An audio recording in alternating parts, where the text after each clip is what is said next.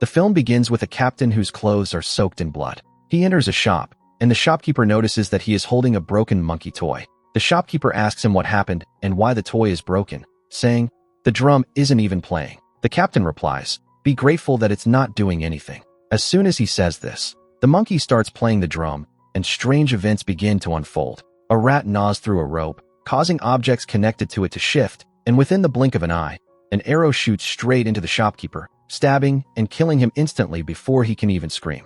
This proves that the monkey is cursed. Whenever it plays the drum, someone dies. The captain is well aware of this and has grown tired of the monkey's deadly game. He decides to burn it, and even as it burns, the monkey grins in an eerie way, as if it still has unfinished business. Watching this, the captain solemnly remarks, "I am leaving behind a great burden for my children." The scene cuts, and we are transported many years later to the year 1999. We are introduced to two boys, Hell and Bell, who are twin brothers and the sons of the captain. After their father's death, they live only with their mother, who is often too busy with her work. This means they mostly spend time with each other. The brothers are always curious about their father, but their mother never talks about him. One day, they decide to check through their father's belongings. Among his military uniforms, they find a box. When they open it, they discover the same monkey toy that we saw at the beginning of the movie. The box has a note on it that reads, "Insert the key into this monkey and see what happens." Bell tells Hell that they should try it. Hell, excited, winds the key into the monkey, but nothing happens. Assuming that the toy is old and broken, they leave it and go outside. However, they do not realize the truth about the monkey. That day, Hell and Bell were supposed to go to the Life Kitchen restaurant with their nanny, something they were very excited about. As they get into the car, Hell notices something strange. The monkey toy is already sitting in the car. He cannot believe his eyes because he had just placed it inside the box. However, he ignores it, and they continue on their way. At the restaurant, as they are enjoying their meal, Hell hears a strange sound, the monkey's drum playing. He is confused because he had left the monkey in the car, so how could he be hearing it here? Before he can process this, a chef's knife, being used for tricks, suddenly flies across the room and slashes their nanny's throat. She dies instantly, without a chance to react. Everyone assumes it was an accident, but Hell knows otherwise. He and Bell are deeply disturbed by their nanny's sudden and brutal death. Their mother takes them to her funeral and explains to them that life is unpredictable. No one knows when someone might die. Back at home, Hell immediately goes to the monkey toy and asks it if it was responsible for what happened. Just then, Bell enters and starts teasing him. Hell begins telling him the story of the monkey, how it somehow got into their car, how he heard its drum playing, and how their nanny died right after. Bell laughs at him and mocks his story. The next day, he even spreads the story around school, causing Hell to become the target of jokes and humiliation. Angry at his brother, Hell returns home and, in a fit of rage, winds the monkey's key again. He says, "Fine, go ahead and kill my brother." He does not realize the consequences of his actions. As soon as he turns the key, downstairs, their mother, who was preparing food for them, suddenly starts bleeding from her eyes, ears, and nose. She collapses and dies on the spot. The doctors claim that Hell and Bell's mother died of a brain hemorrhage. However, Hell knows the truth. Her death was his fault. Overwhelmed by grief and guilt, he takes a hammer and smashes the monkey toy. But the next morning, when he wakes up, he finds the monkey completely intact, back in its original place. Meanwhile, Bell is in deep shock. He cannot handle their mother's death. For 3 days, he does not even change his funeral clothes. On the third day, their uncle arrives to take them in, as both of their parents are now dead, and they need a legal guardian. After moving in with their uncle, Hell is overwhelmed with guilt. He finally decides to tell Bell the truth, that their mother's death happened because of the monkey and that it was his fault. He explains that every time the monkey's key is turned, someone dies. Bell refuses to believe him and challenges him to prove it. He dares Hell to turn the monkey's key again. Without thinking of the consequences, Hell does exactly that. Immediately after, we see their uncle, who is out horse riding. Suddenly, he falls off his horse, and several other horses trample over him, killing him on the spot. This horrific accident is enough to convince Bell that the monkey toy is truly dangerous. The brothers then decide to get rid of it for good. They place the monkey back inside its box, lock it up with a chain, and bury it deep underground. After this, all the deaths and disasters stop. The story then jumps forward by 25 years. We now see Hell, who is working as a storekeeper.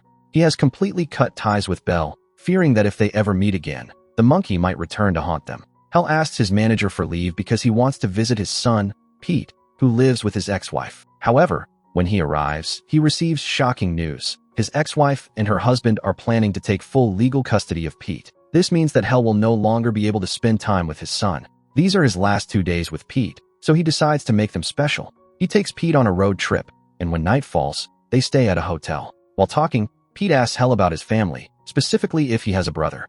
Hearing this, Hal is reminded of Belle, but he lies to his son and says, "No, I don't have a brother. I've always been alone." The scene then shifts to the woman who took care of Hal and Belle after their parents' deaths. She was the wife of the man who also died because of the monkey when Hal wounded its key.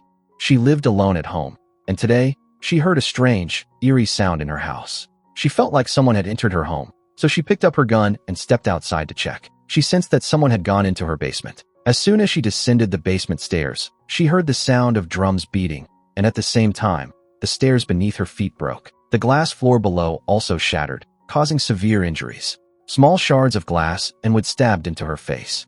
When she went to a mirror to see her reflection, she smelled a gas leak. She immediately ran to the kitchen, and as soon as she got near the stove and tried to sniff around, a spark ignited, causing a fire that burned her entire face. Screaming in pain, she ran out of the house. Confused and disoriented, she wandered toward a billboard across the street, but the moment she got there, her head got stabbed into the billboard, killing her instantly. At the exact same moment, Hal was having a terrifying nightmare in his motel room. In his dream, he saw his mother in a horrifying form and also saw the monkey. Seeing it, he woke up in fear, and right then, he saw his phone ringing. It was Belle calling him after so many years.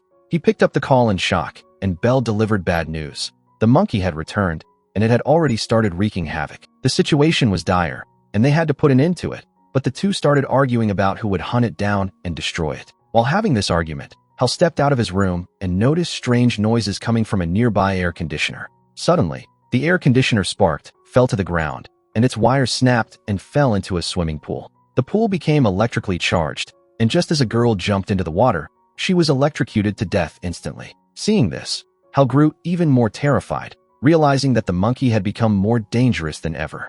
Now, just mentioning its name was enough to unleash destruction. Hal decided the first thing he needed to do was take Pete back home so he wouldn't be in danger.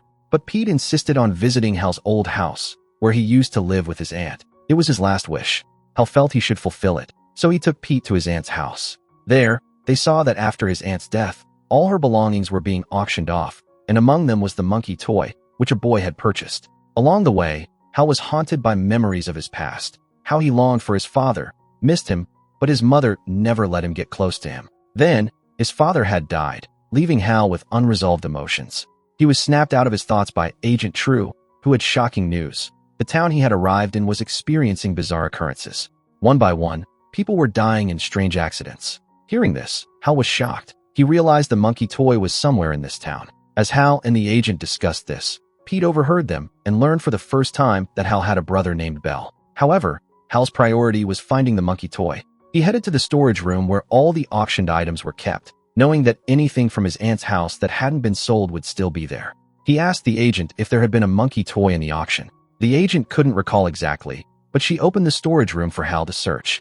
As they looked through the items, the agent opened a cabinet, and a shotgun fell out, discharging accidentally and killing her on the spot. The moment she died, the entire storage room echoed with the sound of the monkey's drums. Hal then learned that Belle was already in this town, but was refusing to meet him. Hal angrily called him and even threatened him, but Belle still didn't come. Left with no choice, Hal began tracing Belle's location. Meanwhile, Belle was shown in his house, revealing his sinister intentions. The shocking twist was that the monkey toy Hal was desperately searching for was actually with Belle. Belle had kept it like a precious friend. He had also set up traps all around his house because he knew Hal would eventually come for him, and he wanted revenge. He blamed Hal for the deaths of their father, mother, and uncle. He believed he was alone in this world because of Hal, and now he wanted to kill him. Flashbacks showed that the two brothers had once buried the monkey toy underground, believing they had gotten rid of it. But later, Belle had secretly gone back to retrieve it, only to find it missing. The only thing left was its key. Since then, Belle had been searching for the monkey toy, and finally, he had found it at their aunt's house and had it purchased through another boy. Now, the same boy who had sold Belle the monkey toy wanted it back. When he saw Hal and Pete at the aunt's house, he held them at gunpoint and forced Pete to enter Belle's house to retrieve the monkey toy. Hal knew that if this boy got his hands on the monkey toy, it would be disastrous. He warned him never to turn the key on the toy, or chaos would break loose. Meanwhile, Pete managed to evade the traps and reached Belle. Belle handed him the monkey toy without resistance, but Pete, being unaware of its cursed history, didn't understand the danger. Belle then forced Pete to turn the key on the monkey toy.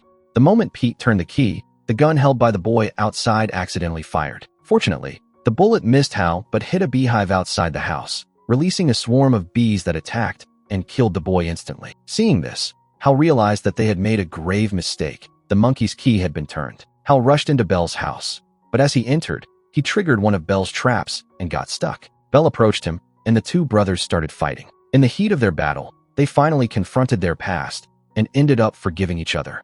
But it was too late. Despite resolving their issues, the disaster had already begun. Behind them, the monkey toy started beating its drums again, signaling destruction. As the drumming intensified, the house's roof began to shake violently. One of Belle's own traps fell on him, killing him. Meanwhile, chaos erupted throughout the town. Fires broke out in multiple locations, planes flying overhead crashed, and destruction spread everywhere.